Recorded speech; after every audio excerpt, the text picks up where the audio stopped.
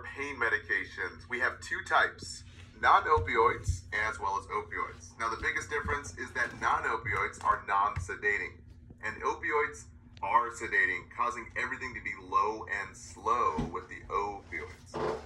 So for non-opioids, we have NSAIDs and acetaminophen. Brand name is Tylenol. Now both have antipyretic or anti-fever effects, and the anti-inflammatory effects are only with the NSAIDs. Again, it's not a CNS depressant, so the vital signs are not low and slow. Now on the other side of things, opioids, those are big guns causing sedation. Big CNS depressants making the vital signs low and slow. Again, they do not have any anti-inflammatory or antipyretic properties. Remember, opioids think low and slow. So we get a low and slow heart, lungs, and brain. Now first up are NSAIDs, given for mild to moderate pain. So we made the acronym NSEC to help you remember all the names of NSAIDs. So N for naproxen. Guys, big NCLEX tip right there. The number one NSAID given is naproxen, according to question banks. S is for salicylic acid, aka aspirin. And A for acetylsalicylic acid, again, aspirin. Guys, this is also an antiplatelet used to thin the blood. And I is for ibuprofen and indomethacin, which everyone should know ibuprofen. Now a key one is K for ketorolac. Brand name is Toradol. This is the only one we can actually give through an IV. Now the indication is we give to reduce a fever, known as an antipyretic. So basically a fever reducer, as well as anti-inflammation, typically given for gout and arthritis like an RA. Now guys, a common HESI and ATI question usually has something like this. Gout teaching has been effective when a patient states, I can use ibuprofen or naproxen for pain. Yes, because gout and arthritis usually indicates inflammation. Or a patient with RA, rheumatoid arthritis, guys, NSAIDs relieve the symptoms. Now, as far as the mechanism of action, NSAIDs decrease prostaglandin response. So, to decrease this pain and inflammation, you can think prostaglandins are like a big party popper that basically puff up the body and contribute to inflammation. Also, they decrease platelet aggregation, especially with aspirin, which leads to a big risk for bleeds. So to help you remember this and all the key points for your exams, we use the acronym NSAIDs. N for it's not good for the entire body. We're talking GI bleeds, so it's bad for ulcers. Bad for the lungs, we have bronchospasm, so it's bad for asthmatic patients. Bad for the heart because it leads to hypertension and worsening heart failure. Talk about kidney clogging, guys, it increases creatinine and BUN, the two kidney labs, as well as blood clots. So guys, the key point here is we never take two NSAIDs simultaneously. Use the lowest dose for the shortest amount of time possible. Now S is for sticky blood, known as a thrombosis. Guys, again, increased risk for clots. So it's bad for patients with a clot history like an MI or a heart clot, a stroke or CVA, basically a brain clot, and even DVTs and PEs. Now again, aspirin is the weird one here. It's kind of the hybrid of the group, and it's used to thin the blood for cardiac patients. But we cover more of that in detail in its own lecture. Now A is for asthma, guys, big NCLEX tip here, leading to bronchospasm. So just remember, NSAIDs are not safe for asthma. Key terms are asthma and nasal polyps. The nurse should clarify the order. Now this info has been mentioned various times throughout many different quiz banks. So the common question is a patient with asthma or nasal polyps.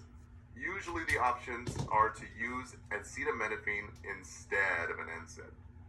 Now I is for increased bleed risk. Again, another big NCLEX tip here. So we monitor and key term, notify the HCP for all types of bleedings. So keywords for bleeding is easy bruising, tarry stool, and coffee ground emesis, usually indicating a GI bleed. Now, since NSAIDs block prostaglandins, which protects the lining of the stomach, Guys, we avoid peptic ulcer patients, leading to GI bleeding. And we always take this medication with food, never on an empty stomach. But if the patient is on an acid reducer like a PPI, then it's okay to use an NSAID. Now the big key points, we avoid ego vitamins. So guys, no vitamin E, ginkgo, garlic, and even omega-3 oils. Kaplan states that these should not be mixed with NSAIDs due to the increased bleed risk. Now the HESI also asked about ibuprofen. So here's some key words here. Do not take on an empty stomach. Perfect. Patient with acid reflux on ranitidine, a PPI. Yes, it's okay to take. And I occasionally use ibuprofen for my knees with a rheumatoid arthritis patient. So yeah, that's perfect. Now D is for dysfunctional kidneys. Again, renal injury with long-term use, aka nephrotoxicity. So we avoid renal patients. Guys, we always use acetaminophen for fever with patients with renal disease. So memory tricks here for the labs for renals. Creatinine over 1.3 means a bad kidney. Urine output 30 mLs or less means the kidneys are in distress. And K for ketorolac. K for kills the kidneys. Now finally, S is for swelling heart, for CHF and hypertension worsening. Most over-the-counter NSAIDs contain sodium, which swell the body with fluid, and really bad for heart patients, which exacerbates the fluid overload, leading to worsened hypertension. So guys, key words here. Clients with long-term hypertension or cardiovascular disease say no to the NSAIDs. If the patient is taking NSAIDs, then we notify the HCP. And the HESI asks, a patient with hypertension or CHF, I will call my HCP before taking ibuprofen. It's the right answer. Perfect. Now, as far as key patient teaching for aspirin, we're really monitoring for the toxicity and the contraindication. So for toxicity, we look for tinnitus. We notify the HCP. Tinnitus is the ringing of the ears, which is the earliest sign of aspirin toxicity. Now, it's not an expected finding, so we have to report to the HCP. And tachycardia and hypotension usually are bleeding signs and symptoms, also to be reported to the HCP.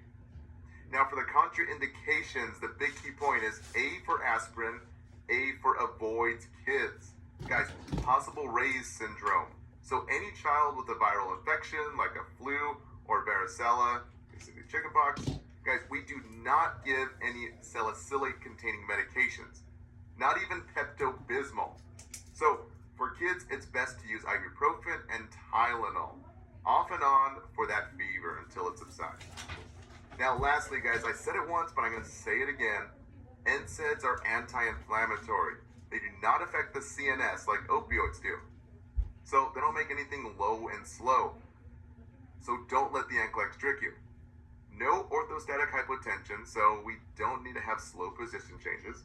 No sedation or mental status lowering, so it's okay to drive. And guys, no suicidal risk or suicidal thoughts. Now, acetaminophen, brand name Tylenol. Remember the A's for acetaminophen. A for absence of bleeding.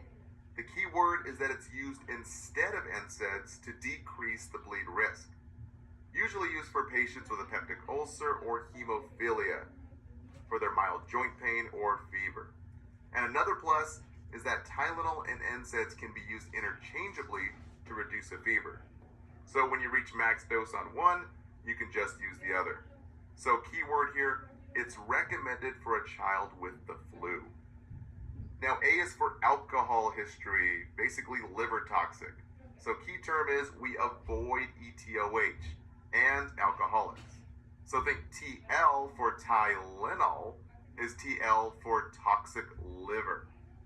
Now a common HESI question for acetaminophen is trying to determine a high-risk client. So the 54-year-old male who, key term, abuses alcohol. Now the last A is for acetylcysteine, which is the antidote for acetaminophen. So the memory trick is pretty simple. Acetylcysteine blocks acetaminophen. Now ATI asked a very interesting question. So during an overdose, which labs do you monitor for? Well, guys, since it's hard on the liver, we monitor the liver labs, both ALT and AST. Big test tip right there. Now, switching gears to opioids, the 3 tips for opioids. Number 1 is opioids, guys. Think O's for low and slow vitals. They are CNS depressants, meaning they bind to the opioid receptors in the brain, which sedates the body.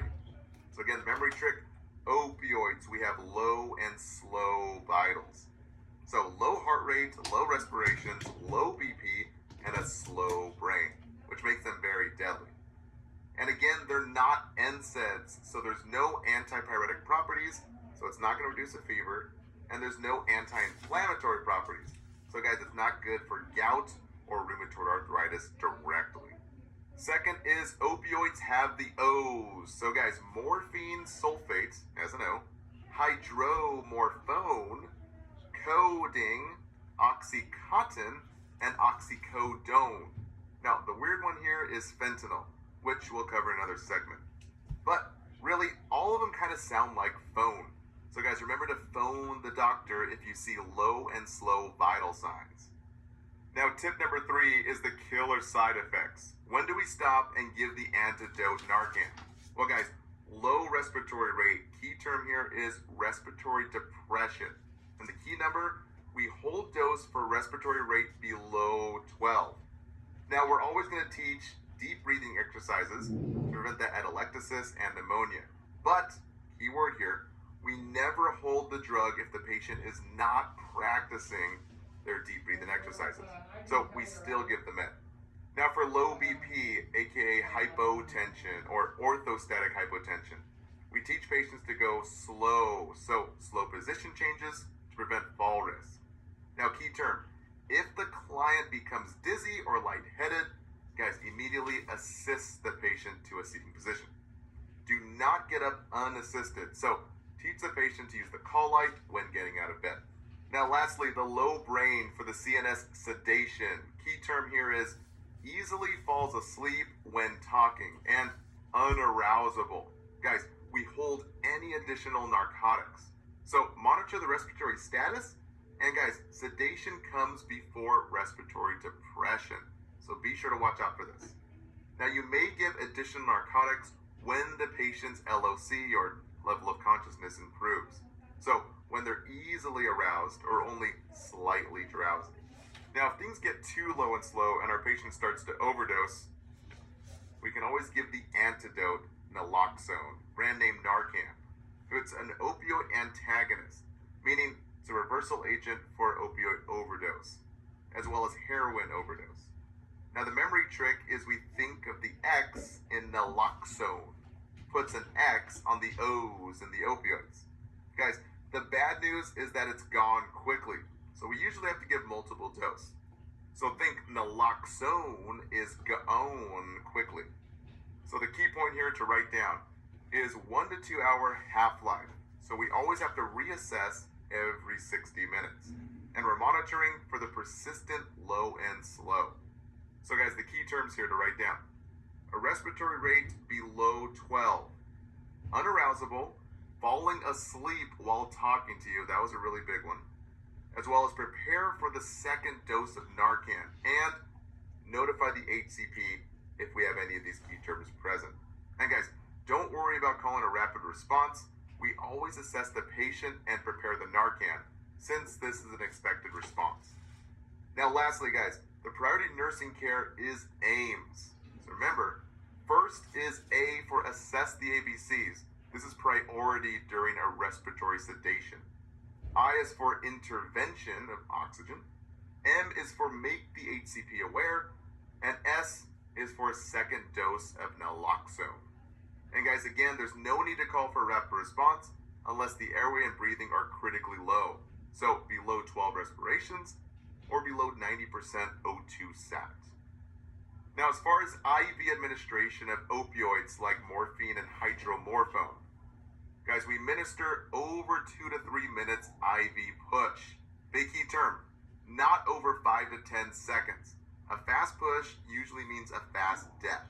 And we reassess after 15 to 30 minutes, not after an hour. Those are usually for PO opioids. Now, the greatest risk for death is for overdose and respiratory depression, and are patients with advanced age, 70 years or older, or underlying pulmonary disease like COPD or asthma, and even post-surgery 24 hours. Usually these are stressed on the question banks as the highest risk for death. So big test tip here, if you're given an option between two patients both with respiratory disease, for the most at risk for respiratory depression related to opioids, guys, always choose the oldest patient first or the most recent surgery. Now for short-term side effects that are normal, no need to report to the HCP. A burning during IV push. Well guys, that's perfectly fine. We don't have to hold the medication for this. We just dilute it and give it a little slower next time. How about pruritus, aka itching? Well, that's also common. No need to report, we just treat with antihistamine like Benadryl. And for nausea, vomiting when first starting taking the med. Key point here, write this down. Teach that the tolerance will develop and nausea will improve. So give antiemetics initially like ondansetron, brand name Zofran, and for PO opioids we take with food, not on an empty stomach, which may increase the risk for nausea. Now for long-term side effects, we get a low and slow GI leading to constipation. So key term here is PRN stool softeners and teach preventative measures like fluid, fiber, and moving like ambulation, basically walking. Now constipation gets worse over long-term administration, and it doesn't get better like the nausea. So many students wanted to hold morphine for a patient with a no bowel movement for 2 days. Guys, we continue to give this. And a little side note for oxycodone. Guys, just think oxycodone is like an old ox with a slower onset, typically used for extended release. So typically for severe chronic pain, example cancer pain, not like immediate release opioids which acts faster. There's a slower onset and extended release, usually over 12 hours. So we give it twice a day. And yes guys, we administer it together with other pain meds. So keywords to write down. We give it as scheduled around the clock. Big one right here, even if not reporting pain. And we commonly give it together with other pain meds. Now for PCA pumps, aka patient-controlled analgesia pump. The indication is it's usually used after surgery for long-term recovery. Now how it works is a certain amount of medication is set into the pump, and each time the button is pressed, it delivers that medication. So key points here. Guys, client only can push the button. No one but the client will push the button. Not the family, not the nurse, not the doctor. So guys, nursing care here. When do you notify the HCP for an increased dose?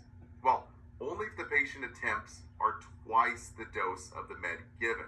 So if the patient still reports pain, well, the first action for you guys to do is a thorough pain assessment. So be careful. Tests will always ask for the best nursing response or the priority action. In the NCLEX world, the priority is always assessment before intervention, because NCLEX wants you to follow the nursing process. So guys, remember the acronym AIR. A for assessment, before I, intervention, and then R for reassessment. Now for fentanyl, one of the most potent narcotics known to mankind.